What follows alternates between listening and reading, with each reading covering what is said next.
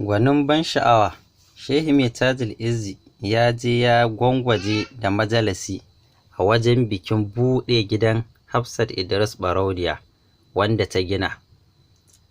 Mutane da yawa sun yi mamaki ganin yadda aka ita tana 'yar fim wanda aka san cewa fati ake kuma a ga ta yi majalisi wajen buɗe gida.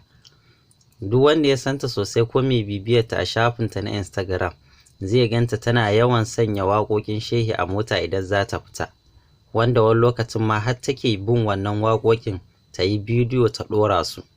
Wannan ya nuna soyayyarta ga shugaba sallallahu alaihi wasallam da majalisar kamar yadda kuke gani.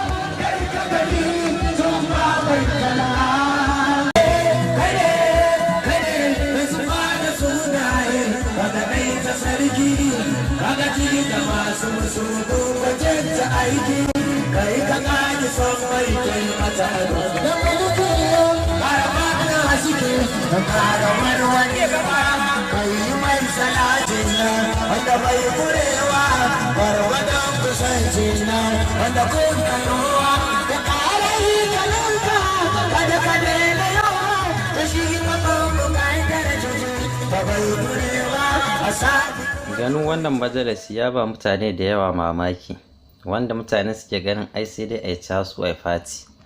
To ga duk mutum mai hankali bai kamata a ce ko din yana layi na fim ko na wani abu makamancin haka kuma ya mantar da lamarin shugaba sallallahu alaihi wasallama ba.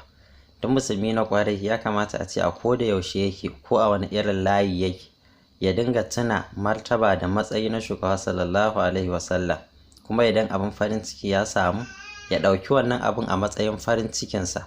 Idan mutum ya haka tun Allah ya yarda za ga Allah ya taimake shi ya buɗa masa al'amuransa. Ku yi subscribing din channel ɗinmu sannan ku danna ƙararrawar sarwa.